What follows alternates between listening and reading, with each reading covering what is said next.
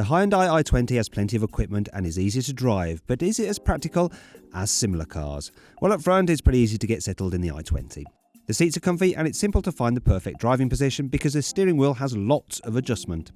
The car also has lots of space in the back. Knee room is generous for adults and headroom is fine even if you're over 6 foot tall. The cabin is a little bit narrow though, so it's a bit of a squeeze with 3 in the back, but then that's no different to other small cars.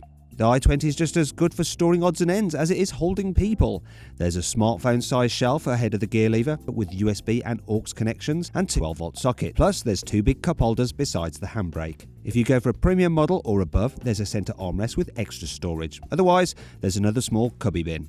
Both the door pockets in the front and the back can swallow a 1.5 litre bottle. The only real downside is the glove box, which is quite small. Fitting a child seat can be a bit of a hassle too. The rear doors don't open very wide, and the tight cabin means that if you want to fit a rear-facing child seat, you'll need to slide the front passenger seat so far forward that it's barely usable. Also, while the ISOFIX mounts are exposed, the seat cushions still get in the way. The i20 was awarded 4 stars by Euro NCAP when it was crash tested back in 2015. Passenger and pedestrian protection are good enough, but it was marked down because it lacked autonomous emergency braking. The i20 has a 326 litre boot, which means that it's smaller than the Volkswagen Polos but a bit bigger than a Ford Fiestas. The opening is slightly wider than the Fords, and the height of the loading lip is pretty normal for the class. There's a few hanging hooks, boot tethers and a couple of Velcro straps to make the most of the space. And if you don't get a spare wheel, you get even more storage under the boot floor. Load at the i20, it's possible to fit a baby buggy and a couple of soft bags in the i20's boot, and it's just wide enough to hold a set of golf clubs as well.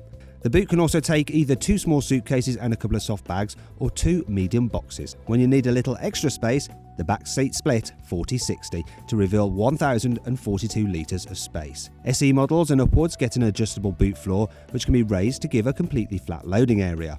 In this layout, a bike will just fit in the space with both wheels attached, and so will a large TV box. Fully loaded, the i20 can hold 2 large boxes, 2 medium boxes, 2 small boxes, 1 small suitcase and a couple of soft bags. Not bad then. Overall, the i20 makes really good use of its small size. If you'll be carrying passengers in the back, it's among the best in class, but the new Volkswagen Polo is still slightly more practical.